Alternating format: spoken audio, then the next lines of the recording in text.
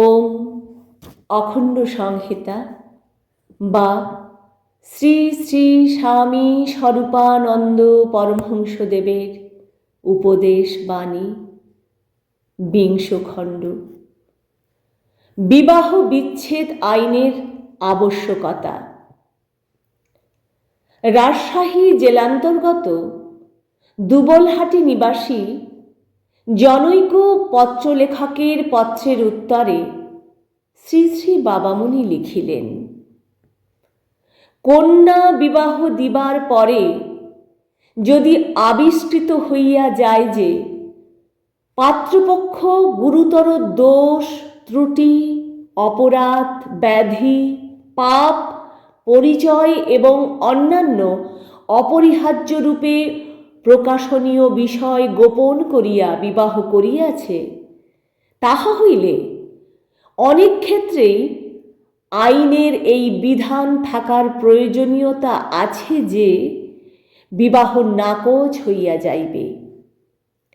কিন্তু পতিপত্নীর মধ্যে যদি দৈহিক ঘনিষ্ঠতা আসিয়া যায় এবং একে অপরের অপরাধ ক্ষমা করিয়া নিয়া স্নিগ্ধ মনে যদি অপরকে সর্বতোভাবে গ্রহণ করিয়া নিয়া থাকে, তবে প্রথার ভুল, আচরণের ভুল, অনুষ্ঠানের ভুল প্রভৃতির পুঞ্জীকৃত কদর্থ ও বিস্তারিত বিবরণ করিয়া উভয়ের মধ্যে বিচ্ছেদ আনিবার চেষ্টা সঙ্গত কিনা তাহা দম্পতির নিজেদের মনোগত ভাবের উপর সম্পূর্ণ নির্ভর করে।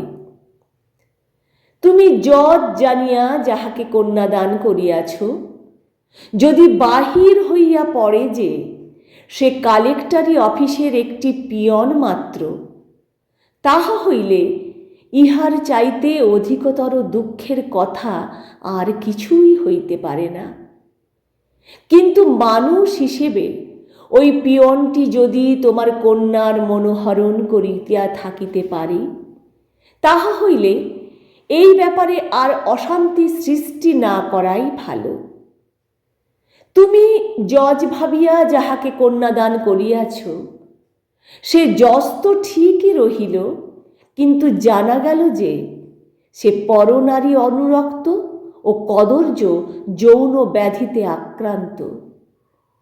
এমন অবস্থায় তোমার কন্যা যদি তাহাতে অনুরক্ত না থাকিতে পারে, বিচ্ছেদ নিশ্চয়ই শোভনীয়। একটি পাগলের সঙ্গে তোমার কন্যার বিবাহ হইয়া গেল। পাগল ২ মাস পরে অন্তর্ধান করিল, তার ঠিকানা নাই। এমন অবস্থায় ওই পাগলের আশায় সকল মেয়েই ১০, ২০ বা ৫০ বৎসর বসিয়া থাকিতে পারে না। এসব ক্ষেত্রে বিবাহ বিচ্ছেদের অধিকার প্রয়োজনীয়।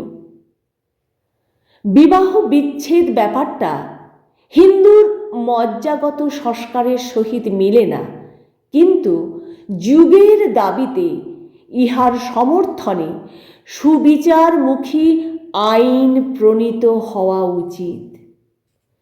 বিবাহ বিচ্ছেদ আইন প্রণীত হইলে শৈরিনী গোছের কিছু রমণীর পোয়াবারও হইবে, ইহা সত্য।